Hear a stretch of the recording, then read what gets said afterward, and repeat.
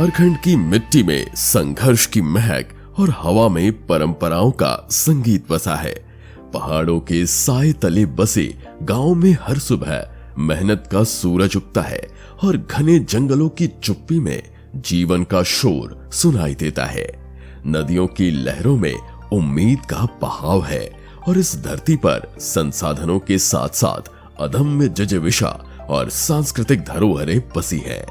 कोडरमा जिले की सुंदरता केवल आंखों से नहीं बल्कि दिल से महसूस की जाती है। यहाँ की हरी भरी वादियां, पहाड़ों की गोद में बसा अप्रतिम शांत स्वर्ग, नदियों की गहरी धारा और जंगलों में बहती हवाएं अनकही कहानियां सुनाती है। यहाँ की मिट्टी में वो शांति और ठहराव है जो मन को सुकून और आत्मा को शांति देती है। हालांकि कोडरमा की दूसरी ओर एक अलग कहानी है, जहां कई गांव अभी अबरक की चमक में छुपे अंधेरे का साक्षी था, अब संघर्षों से बाहर निकलने की दिशा में अग्रसर है। पहाड़ियों और जंगलों से घिरा यह क्षेत्र, जहां मिट्टी की हर परत में संघर्ष की छाप है, अब बदलाव की ओर बढ़ रहा है। यहाँ के गांव में शिक्षा का प्रकाश जल रहा है और लोग आत्मनिर्भरता की दिशा में कदम बढ़ा रहे हैं। ये परिवर्तन कोडरमा के समृद्ध अतीत और उज्जवल भविष्य का प्रतीक बन रहा है। गांव की हवा में है मिठास, है अपनत्व, लोग है जरा खास। नमस्कार, जोहार, बहुत बहुत स्वागत है आपका दूरदर्शन झारखंड के इस खास कार्यक्रम गांव यात्रा में, जहां हम आपको लेकर के जाते हैं झारखंड राज्य के अलग अलग गांवों में और मिलाते हैं आपको वहां के लोगों से और सुनाते हैं आपको कहानियां वहां के लोगों की, बदलाव की और हो रहे प्रगति की। आज इसी कड़ी में हम आ चुके हैं कोडरमा जिले में और कोडरमा ब्लॉक के कई गाँव में हम जाएंगे और देखेंगे कि क्या हो रहा है वहाँ पर। तो चलिए अब समय नहीं गवाते हैं और निकल चलते हैं हमारे साथ गाँव यात्रा पर। आज हम आपको ले चलेंगे कोडरमा ब्लॉक के विभिन्न गांव की यात्रा पर, जहां कभी गांव अपने ही सपनों की कब्रगाह बन चुके थे। अबरक की खदानें जो इनकी रोजी रोटी का जरिया थी, उसी ने बच्चों के बचपन और भविष्य को अंधेरे में धकेल दिया था। लेकिन अब इन गांव की कहानी बदल रही है। लीड संस्था की कोशिश ने खदानों की गहराई में दबे सपनों को बाहर निकाला है। अब इन गांव में हर सुबह स्कूल की घंटियों के साथ शुरू होती है और बच्चों की किलकारियां उनकी किताबों में नई उम्मीदें लिखती हैं। जहां कभी खदानों का शोर था, अब वहां सिलाई मशीनों की आवाज है, छोटे छोटे कारोबार की हलचल है और खेतों में गूंजता है मेहनत का संगीत। इन ग्रामीणों के चेहरे पर अब आत्मनिर्भरता की मुस्कान है और इनका हर कदम सुनहरे भविष्य की ओर बढ़ रहा है। यह सिर्फ बदलाव नहीं बल्कि एक नई शुरुआत है।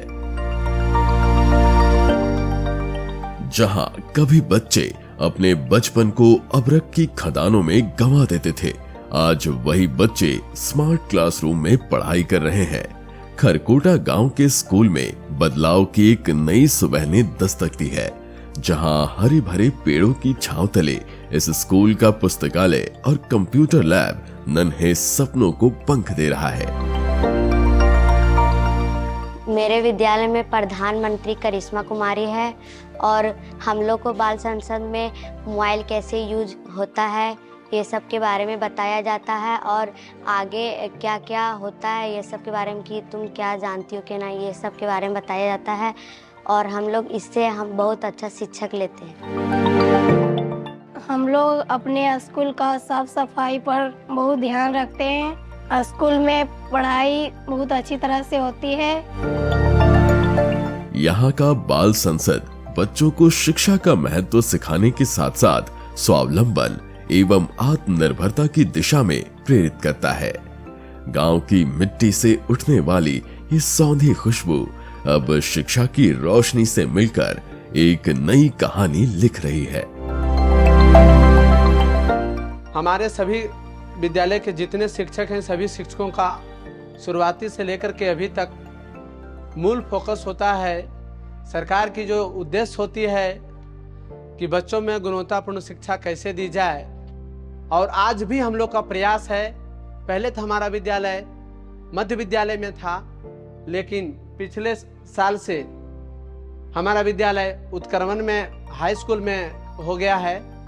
हमारे विद्यालय में सरकार के द्वारा जो सुख सुविधाएं मिलती है वो तो है ही, लेकिन खरकोटा विद्यालय में एनजीओ लोगों का बहुत बड़ा रोल रहा है।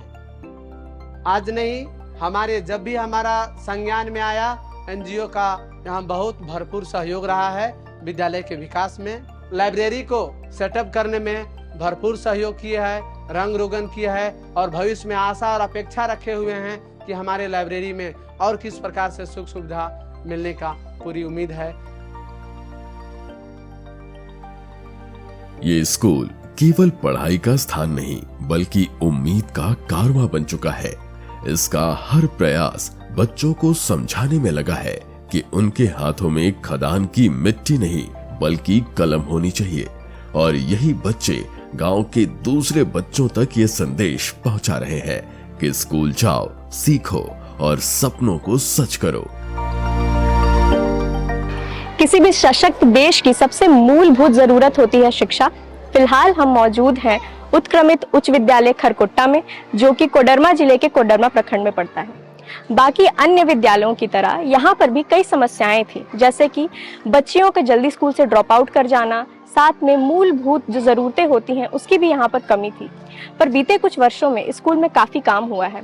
शौचालय बने हैं, लाइब्रेरी बनी है, कंप्यूटर लैब बने हैं और स्मार्ट क्लास बने हैं। और इन प्रगति को देखते हुए लगता है कि यदि इसी तरीके से स्कूल में काम होता रहा तो आगे चलकर ये स्कूल मॉडर्न स्कूलों की श्रेणी में भी आ सकता है। दमरिया ताड़ गांव की ये मिट्टी अब बड़े सपनों को आकार दे रही है। जहां कभी इस गांव के युवा अभ्रक की खदान में अपने भविष्य को दफनाने को मजबूर थे, आज वही युवा अपने हाथों से कुल्हड़ गढ़ रहे हैं। ये सिर्फ मिट्टी के प्याले नहीं बल्कि उम्मीद के नए बर्तन हैं। लीड्स एनजीओ के सहयोग से गांव में कुल्हड़ मशीन लगाई गई और इसी के साथ एक नई कहानी शुरू हुई। ये कहानी है आत्मनिर्भरता की। लोगों ने पहले बहुत दूसरा काम करते थे, जैसे अवरक का काम है, माइका इधर ज़्यादा चलता है, तो हम लोग माइका का काम करते थे और कभी कभार दूसरे स्टेट में काम करने के लिए भी चल जाते थे। तो उसमें हम लोग का पढ़ाई का भी, जैसे हम लोग एजुकेशन करते हैं तो उसमें हम लोग का डिस्टर्ब होता था। तो हम लोग फिर घर आए तो कुछ भैया लोग थे लीड्स ग्रुप के, जो उन लोगों ने बताया कि हमारे साथ जुड़े और जुड़ने से आपको बहुत सारे सीखने को मिलेगा और रोज़गार का भी अपॉर्चुनिटी मिलेगा।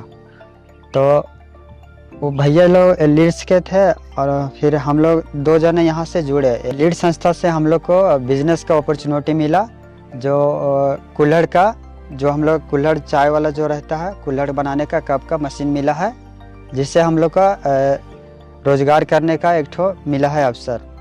तो हम लोग अभी शुरू करने वाले हैं, काफ़ी कुछ हो गया है, बस मशीन भी आ गया है और मशीन में थोड़ा फॉल्ट था तो हम लोग बना के देखे, लेकिन कुछ फॉल्ट है मशीन में। मशीन फिर से जाएगी रांची और फिर से बन के आएगी। मिट्टी से जुड़े इन युवाओं ने न केवल अपना रोजगार खड़ा किया है बल्कि और भी युवाओं को इस पहल में शामिल करके उन्हें खदानों की अंधेरी गहराई से बाहर निकाला है। यहाँ कुल्हड़ बनाते समय सिर्फ मिट्टी नहीं घूमती बल्कि जिंदगी की दिशा बदलने वाले विचार भी आकार लेते हैं। दमरिया ताड़ के ये युवा आज अपने गांव के लिए प्रेरणा बन चुके हैं। वे दिखा रहे हैं कि जब हाथ में मिट्टी हो और दिल में हौसला तो खदानों की बेड़ियां टूट सकती हैं। लीड्स ग्रुप से ये जो रोजगार मिला है, इसी में अभी मतलब चल रहा है। अगर इसे सफलता मिलेगा हो सकता है और आगे हम लोग बढ़ेंगे। इसके पहले जो यहाँ के बच्चे लोग हैं, मतलब बड़े बड़े भी है, सीनियर लोग भी, तो यहाँ अब्रक में काम करते थे। हो सकता है ये जो रोजगार चल रहा है इसमें कुछ सफलता मिले। ये गांव अब मेहनत और एकता से एक नई पहचान गढ़ रहा है, जहां मिट्टी के ये प्याले हर चाय की चुस्की में संघर्ष और सफलता की कहानी कहेंगे। गांव की इन औरतों ने खुद अपना भविष्य लिखना शुरू कर दिया है। ये महिलाएं अपने समूह की बैठकों में मिलती है, जहां सपने पनपते हैं और हौसलों को आकार मिलता है। पत्तों को जोड़ते हुए वे न सिर्फ पत्तल बनाती हैं, बल्कि अपनी जिंदगी की कहानी भी बनती है। कहानी आत्मनिर्भरता की, सम्मान की। ये पत्तल अब सिर्फ भोजन का माध्यम नहीं, बल्कि प्रमाण है उन हाथों की जो कभी खाली थी, लेकिन अब उम्मीद और मेहनत से भरी हुई है। हम लोग पहले तो बेरोजगार थे, हम लोग पास कोई ये नहीं था, लेकिन हम लोग लीड्स में बोला गया कि आप लोग ट्रेनिंग लीजिएगा तो आप लोग को मशीन दिया जाएगा पत्तल बनाने का। तो फिर हम लोग 4-5 दीदी मिल के फिर बोले कि ठीक है, हम लोग के लिए अच्छा रहेगा, हम लोग सीख जाएंगे। तो फिर हम लोग गए खूंटी, जाके वहाँ पे ट्रेनिंग लिए। फिर हम लोग के वहाँ से मशीन दिया गया पत्तल बनाने के लिए। फिर वहाँ से हम लोग आए, फिर मशीन बनाना थी, पत्तल बनाना शुरू किए। तो फिर हम लोग बना के बेचने लगे। फिर ऑफर आने लगा हम लोग को बहुत सारा गांव में ही कि हम लोग को इतना 1000 पत्तल दीजिए, 500 पत्तल दीजिए। दोना भी बहुत अच्छा से बिक्री होता है हम लोग का, हम लोग का बेनिफिट भी हो रहा है। हम लोग का अगर अच्छा से बिजनेस चलेगा तो हम लोग और महिला को बढ़ाएंगे और बड़ा मशीन भी लेंगे। इन पत्तल बनाने वाली मशीन के साथ साथ इनके सपने न सिर्फ घूम रहे हैं, बल्कि अनवरत बढ़ रहे हैं। इन महिलाओं ने दिखाया है कि जब एकता और मेहनत का संगम होता है तो सपनों को पंख लगते हैं। अब ये पत्तल न केवल गांव के लिए आय का जरिया है, बल्कि उस बदलाव का परिचायक है जो इनके आत्मविश्वास और साहस से संभव हुआ। ये संघर्ष की मिट्टी में उगे बदलाव के फूल हैं, जो दूर तक अपनी खुशबू फैलाने को तैयार है। यदि पहले हम लोग समूह में नहीं थे तो बहुत हम लोग को थी मतलब दिक्कत होता था। जब से हम लोग समूह में जुड़े 10-10 रुपया करके साप्ताहिक बचत करते हैं। और कोई दीदी का अगर सप्ताह में नहीं बैठ पाती है इधर, तो फिर अगला सप्ताह के अपना जमा करती है। जो दीदी नहीं टाइम पे आती है उसका फाइन भी हम लोग 5 रुपये रखते हैं। फाइन के साथ फिर जब बैठती है तो जमा करती है। और हम लोग समूह में जुड़े तो बहुत लाभ होता है हम लोग का। छोटा छोटा जैसे कोई दिक्कत होता है पैसा का, तो हम लोग समूह के द्वारा लेते हैं तो हम लोग को बहुत मदद मिलता है। और हम लोग जब से समूह में जुड़े हैं तो समूह के द्वारा हम लोग को ऋण भी दिया जाता है। कि हम लोग मतलब ग्राम संगठन से पैसा कौड़ी देते हैं, हम लोग मतलब 1% पर लगाते हैं, लाते हैं। तो मतलब उस दीदी के अगर पैसा की दिक्कत है तो बोलता हम लोग को इतना पैसा चाहिए, तो हम लोग मतलब लाते हैं 50,000 1 लाख रुपया ला के मतलब ब्याज पर लगाते हैं 1%, फिर देते हैं, फिर लेते हैं हम लोग, फिर लगा के फिर जमा करते हैं। हम लोग बैंक में भी जमा करते वापस करते हैं। हाँ, मतलब कोई दीदी दुकान दे दिया, कोई दीदी मतलब श्रृंगार के दुकान दिया, कोई मतलब मशीन उशीन के, कोई गाड़ी बहुत दीदी खरीद ली, बहुत जन। यही सनी में फायदा है। खेती बाड़ी में लगा दिया, बहुत दीदी मुद्रा लोन भी ले लिया। इसी तरह करते हुए गांव की गलियों में जहां मेहनत की हर सांस एक उम्मीद का बीज बोती है, वहां सिलाई मशीन सिर्फ एक औजार नहीं, एक नया जीवन है। ये मशीनें उन हाथों को ताकत देती हैं जो अब तक दूसरों पर निर्भर थी। मांग के कपड़े सिलने वाले ये हाथ अब अपने सपनों की कतरन जोड़ रहे हैं। हर सिलाई में स्वावलंबन का धागा बुना जा रहा है, हर सिलाई में भविष्य का भरोसा टका है। ये मशीन उन महिलाओं की मुस्कान लौटा रही है जिनके जीवन में पहली बार कुछ अपना कमाने का सुकून आया है। ग्रुप से मिला है हमको मशीन, वहीं से मांग किए थे, मीटिंग उटिंग में जाते थे तो वही सिलाई करते, महीने का 2000 तक हो जाता है। और बाकी पैसा बच्चों पे खर्च करते हैं, एडमिशन कराएं, ट्यूशन भेजते हैं। अपना टाइम निकाल के ही कर पाते हैं, हमेशा नहीं करते हैं। वही कुछ पैसा भी आ जाता तो अच्छा ही होता है, और ट्यूशन उशन में भी भरना हो जाता है। एक तरवा गांव की मिट्टी की खुशबू में बसी है वो कहानियां जो जीवन की हर सुबह को नए सिरे से रचती हैं। दूर कहीं गांव के बीचों बीच जहां कच्ची सड़कों पर बच्चों की किलकारियां गूंजती है और मांगने वाली आंखों में सपनों की परछाई दिखती है, वहीं खड़ा है आंगनवाड़ी केंद्र।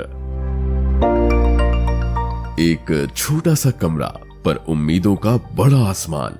यहाँ न सिर्फ कागज की नावें तैरती है, बल्कि अक्षरों का समंदर भी लहराता है। हर बच्चा यहाँ अपनी भूख मिटाता है, पेट की भी और ज्ञान की भी। वहीं दूसरी ओर आंगनवाड़ी केंद्रों में एक नई जागरूकता का सूरज उग रहा है, जहां महिलाओं को पोषण के महत्व के बारे में बताया जाता है। मदर ग्रुप के साथ एक मीटिंग रखे हैं जिसमें हम लोग बात करते हैं कि महिलाओं को अपने पौष्टिक आहार के लिए क्या क्या खाना चाहिए, क्या क्या खाने से उनके शरीर में एनर्जी आता है जिससे वो तंदुरुस्त रह सकते हैं। आप लोग में से अगर आप प्रेग्नेंट हैं, आप गर्भवती है, तो आप अच्छा पौष्टिक लीजिएगा तो आपके अंदर जो पल रहा बच्चा उसके लिए भी अच्छा होगा और स्वास्थ्य के लिए भी अच्छा होगा। अगर आप पौष्टिक आहार लेते हैं तो आप लोग का अंदर के जो बच्चा पल रहा है उसके लिए भी बहुत अच्छा होगा। अगर हम लोग साफ सफाई रहेंगे तो हम लोग को बीमारी छू भी नहीं पाएगा। अगर हम लोग साफ सफाई रहेंगे तो हम लोग अपना घर में अपना बच्चा को अपने आस पड़ोस के अपने घर के बगल के में साफ रखते हैं, जिससे हम लोग को बीमारी से बहुत बचाव होता है।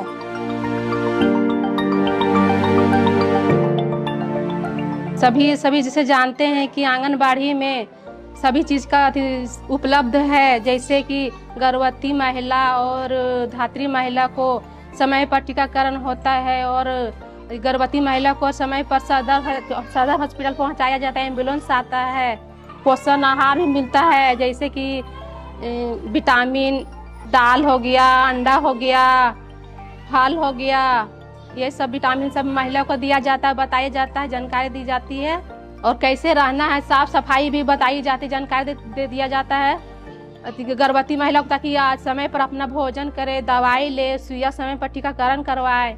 ये केंद्र सिर्फ बच्चों के लिए नहीं बल्कि माताओं के लिए भी जीवन की अहम पाठशाला बन रहे हैं। हर सिखाई गई बात, हर सलाह एक स्वस्थ भविष्य की नींव रखती है, जहां माँ और बच्चे दोनों सुरक्षित और स्वस्थ होते हैं।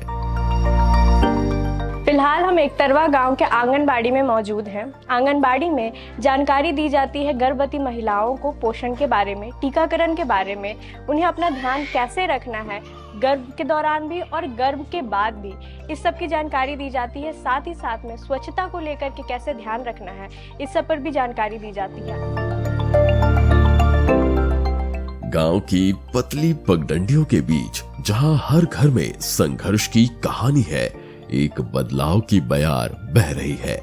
ये बदलाव लेकर आई है बाल सभा, बाल मन की सच्ची आवाज।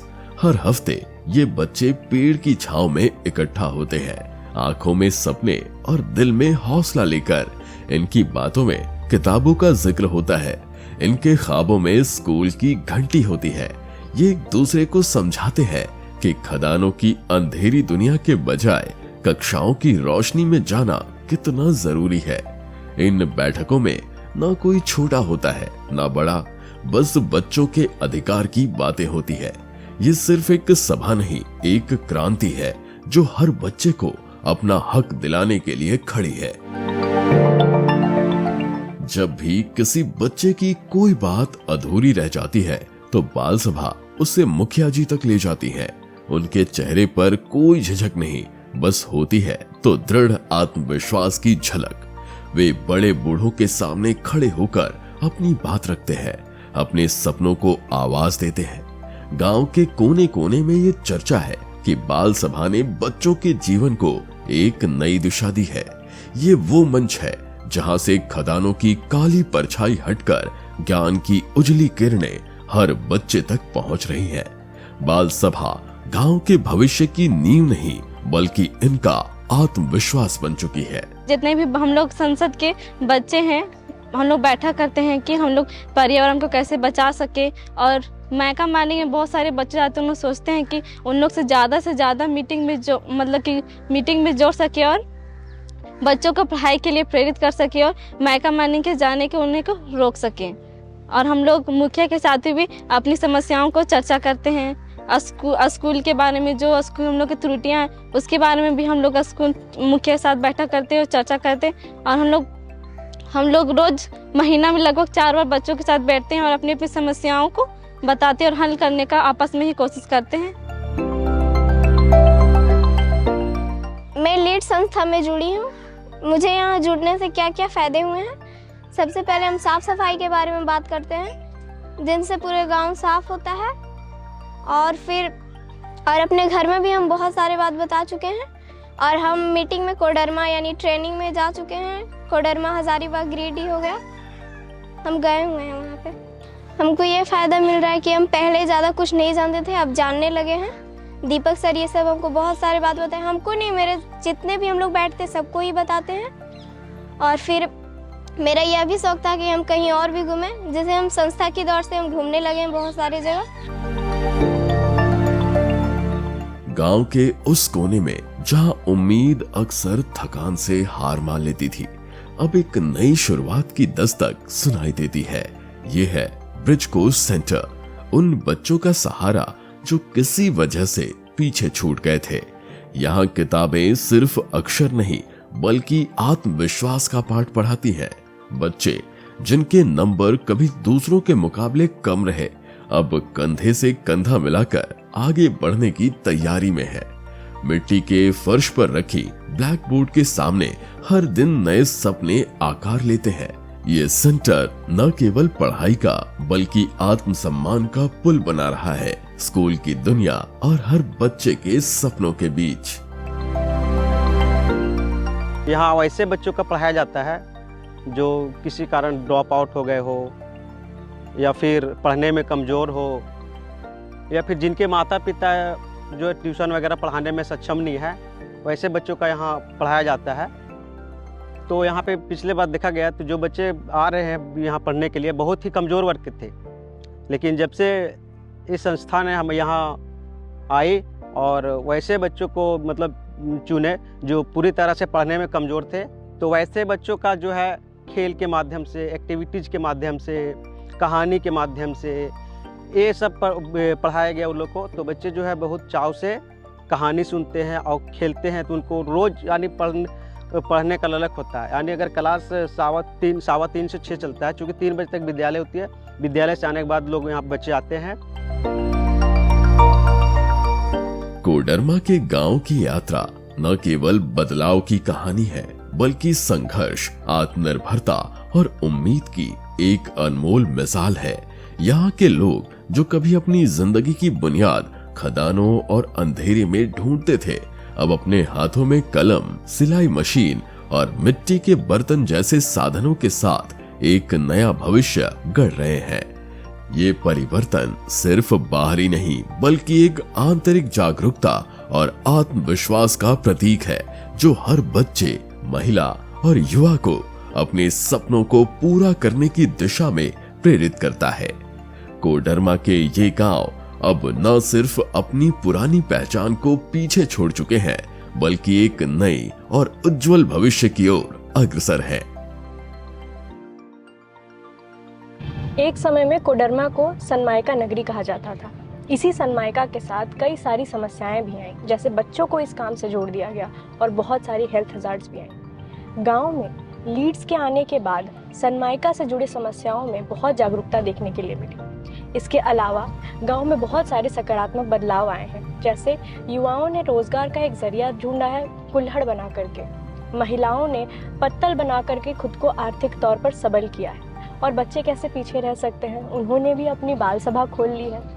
इसको देख करके हम समझ सकते हैं कि जब एक समूह मिल करके काम करता है तो प्रगति कितनी सरल हो जाती है। इसको देख करके बहुत सारे अन्य गांव सीख सकते हैं कि कैसे वो इस तरीके की खुशहाल कहानियां बना सकते हैं, और ऐसी ही अन्य खुशहाल कहानियां हम आपको सुनाते रहेंगे। इसी आशा के साथ मुझे और मेरी टीम को दीजिए इजाज़त। हम मिलेंगे आपको गांव यात्रा के अगले अंक में। तब तक के लिए जोहार।